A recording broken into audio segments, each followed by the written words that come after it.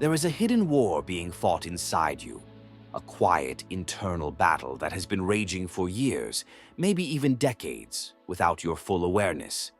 It doesn't scream. It doesn't demand attention. In fact, it wears a smile. It plays nice. It nods, complies, forgives, and sacrifices. But this war, it's eating you alive. Because every time you choose to be good, to be liked, to keep the peace, you bury something deeper, something darker, something that, according to Swiss psychiatrist Carl Jung, you will never escape: your shadow. We are told from a very young age that goodness is the ideal. Be kind, be selfless, be agreeable, don't be angry, don't be too ambitious, don't want too much, and above all, don't make others uncomfortable. These rules form the scaffolding of our early identity. They teach us how to behave, how to survive in families, schools, churches, communities.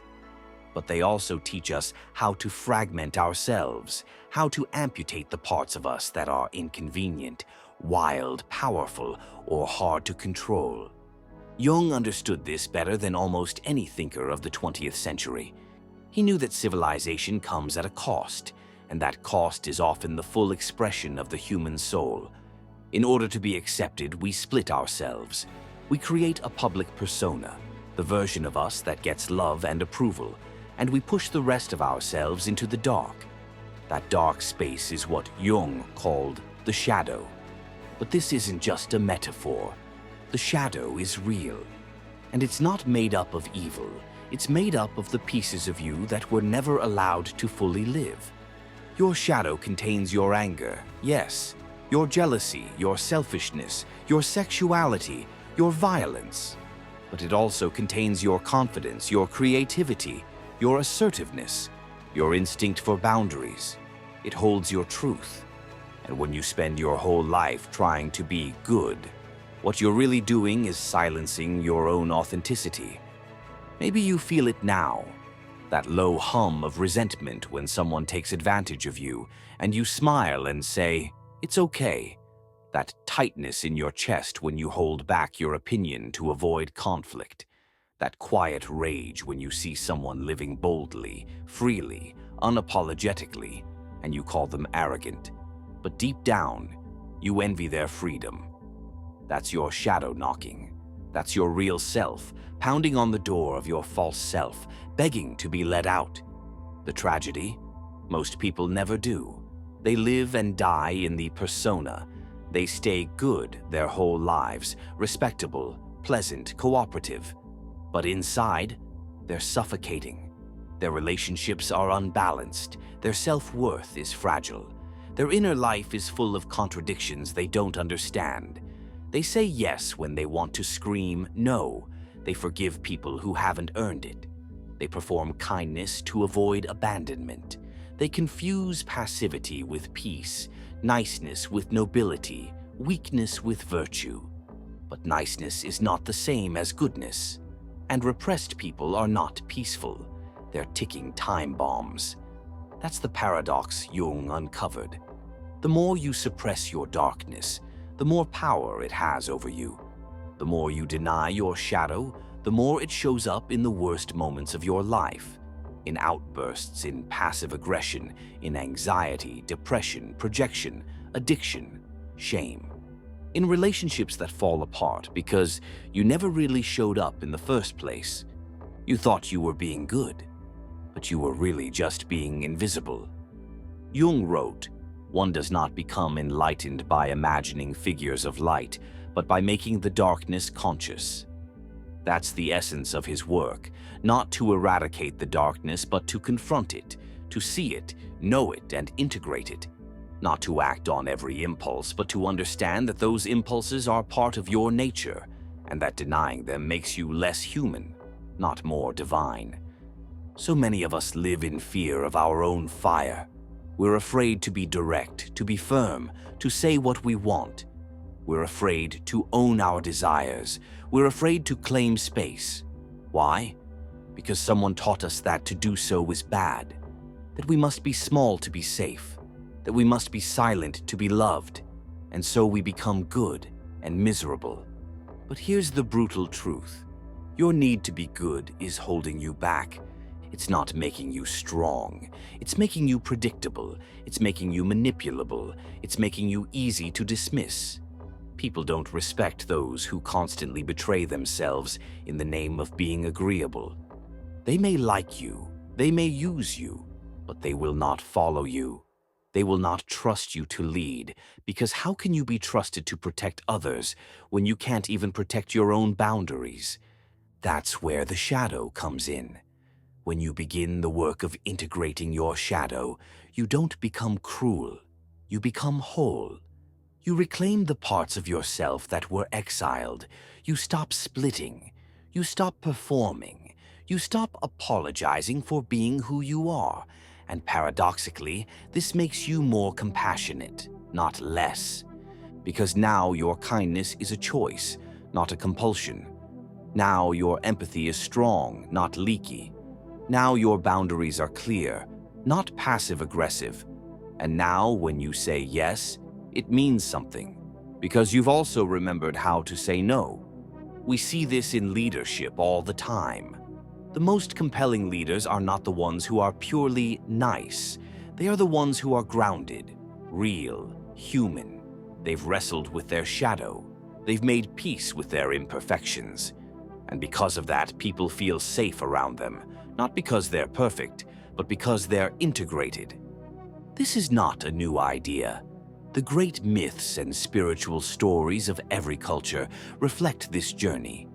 Christ descending into the underworld, Buddha facing Mara, Odysseus descending into Hades. These are not just outer adventures, they're metaphors for the psychological descent into the unconscious, into the shadow, into the parts of us that must be confronted if we are to become whole. But in our modern, sanitized, social media-driven culture, we've forgotten this. We've replaced inner transformation with performance. We curate personas. We quote motivational slogans. We meditate and breathe and do yoga, and then lie to ourselves about how angry, lonely, or lost we feel. We pretend that our suffering is enlightenment, but it's not. It's just avoidance wrapped in aesthetics. Jung's work demands more. It demands confrontation, reflection, honesty. It demands that you look at the ugliest parts of yourself and say, yes, that's me too. Not to excuse them, not to indulge them, but to claim them, to take responsibility for the full spectrum of your humanity. That's the real work, not perfection, not piety, wholeness. And the price of wholeness, everything you think you are, you have to give up your identity as the good one, the selfless one, the strong one, the peacekeeper. You have to let those masks crack. You have to risk being seen in your fullness, not just the curated parts. You have to let people misunderstand you, dislike you, even fear you, because only then will you know who actually sees you, who actually loves you, for who you really are. This work is hard, it's slow, it's painful, but it's also liberating. Because when you integrate your shadow, you stop outsourcing your power. You stop blaming others for your pain. You stop repeating the same patterns. You start choosing with clarity, speaking with conviction, loving with integrity. And most importantly, you start living on your own terms. And that, more than anything else, is what Jung wanted for humanity. Not obedience, but authenticity. Not conformity, but individuation. The courage to become yourself, not your persona. But to do that, you have to stop trying to be good and start learning how to be whole. So what do you do with all of this? What do you do with the realization that your idea of goodness might actually be the very thing caging you? What do you do when you finally see that your niceness is just a survival mechanism? That your politeness is often fear wearing a mask? How do you move forward when everything you thought made you strong is actually making you invisible? You begin the process Carl Jung called individuation, not self-improvement, not self-help. Individuation, The process of becoming whole, not just light, not just dark, but all of you. And that process, it starts with a descent into everything you've run from. Your pain, your anger, your envy, your desire for control, your longing to dominate, your impulse to rebel. It starts by standing face to face with your shadow and not flinching. Most people will never do this. They will go their entire lives projecting their shadow onto others. They'll label assertive people as toxic, ambitious people as narcissists, emotional people as too much, sexual people as sluts or sinners. But what they're really saying is, I haven't come to terms with that part of me yet, so I'll attack it in you. Projection is the #1 symptom of a disowned shadow. And when you're projecting, you're not seeing the world. You're seeing yourself distorted in someone else's mirror. But what happens when you stop projecting? Something incredible. You begin to reclaim your energy. You no longer waste your power blaming others. You stop obsessing over other people's lives. You stop needing to be right. You stop seeking constant validation. Because now you're turning inward. You're cleaning your own house. You're reclaiming what was always yours, your voice, your intensity, your honesty, your rage, your vision, your authority. And that's where your life begins to change, dramatically.